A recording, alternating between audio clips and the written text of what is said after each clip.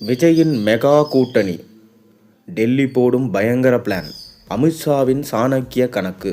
சற்று முன் கிடைக்கப்பெற்ற முக்கியமான செய்திகள். தமிழக வெற்றி கழகத்தை வைத்து டெல்லி பாஜக முக்கியமான திட்டம் ஒன்றை வகுத்து உள்ளதா அரசியல் வட்டாரத்தில் பேச்சு எழுந்திருக்கு. திமுகவிற்கு செல்லும் சிறுபான்மையர் பிற்படுத்தப்பட்டோர் வாக்குகளை அப்படியே புதிய கூட்டணி ஒன்றுக்கு கொண்டு செல்லும் வகையில் பாஜக காய் நகர்த்தி வருவதா சொல்லப்படுகிறது. பாரதிய ஜனதா கட்சி தமிழ்நாட்டிற்கு என்று சிறப்பு பிளான் ஒன்றை களமிறக்கி இருக்கிறதா சொல்லப்படுகிறது. அதாவது சாதாரணமாக கூட்டணிகளை அமைக்காமல் புதிய ரூட் ஒன்றை எடுத்து உள்ளதா சொல்லப்படுகிறது.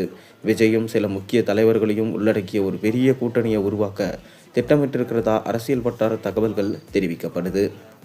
இந்த திட்டத்தின்படி விஜய் நேரடியாக பாஜகவோட கூட்டணி வைக்க மாட்டார்.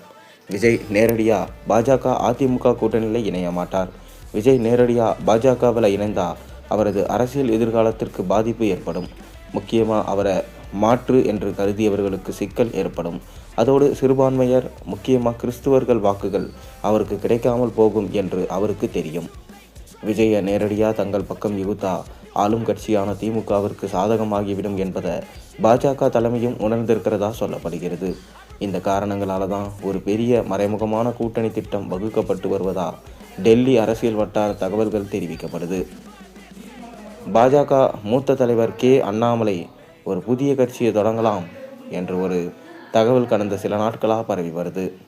அண்ணாமலையின் புதிய கட்சி விஜய், டிடிவி தினகரன், ஓ பன்னீர்செல்வம், செங்கோட்டையன் ஆகியோரை உள்ளடக்கிய ஒரு அணியை உருவாக்கும் முயற்சியை மத்திய உள்துறை அமைச்சர் அமித்ஷா ஏற்கனவே தொடங்கிவிட்டதாகவும் சொல்லப்படுகிறது. இந்த திட்டம் வெற்றி பெற்றால் பின்னர் தேமுதிக மற்றும் பாமகவின் அன்புமணி பிரிவு ஆகியவை இந்த கூட்டணியில் இணையலாம் என்று அந்த அரசியல் திட்டம் வகுக்கப்பட்டு உள்ளதாம். தமிழ்நாடு சட்டசபை தேர்தலுக்கு பிறகு இந்த புதிய கூட்டணியும் அதிமுக பாஜக கூட்டணியும் இணைந்து ஆட்சி அமைக்க வாய்ப்புகள் உள்ளன. அதாவது இவர்கள் திமுகவின் வாக்குகளை பிரிப்பார்கள். திமுகவின் வாக்குகளை பிரித்து யாரும் மெஜாரிட்டி கிடைக்காத தொங்கு சட்டசபை உருவாகும். அப்போது இந்த புதிய கூட்டணியும் அதிமுக பாஜக கூட்டணியும் இணைந்து ஆட்சி அமைக்கும் சூழல் ஏற்படும் என்று சொல்லப்படுகிறது.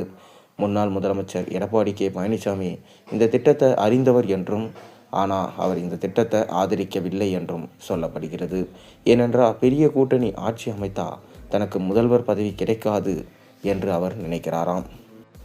இது தொடர்பாக பாஜக தரப்பிலோ, விஜயின் பனையூர் குழுவிடம் இருந்தோ அல்லது அண்ணாமலை தரப்பிடம் இருந்தோ, எந்த தலைவர்களிடமிருந்தோ இது குறித்து எந்த அதிகாரப்பூர்வமான அறிவிப்பும் வெளியாகவில்லை. இந்த கூற்றுகள் அனைத்தும் தற்போதைக்கு அரசியல் யூகங்களாகவே இருக்கின்றன. சம்பந்தப்பட்ட தரப்பில் எந்த விதமான அதிகாரப்பூர்வ அறிவிப்பும் வெளியாகவில்லை. கூடிய விரைவில் இது சம்பந்தமாக வெளியாகும் என எதிர்பார்க்கப்படுகிறது.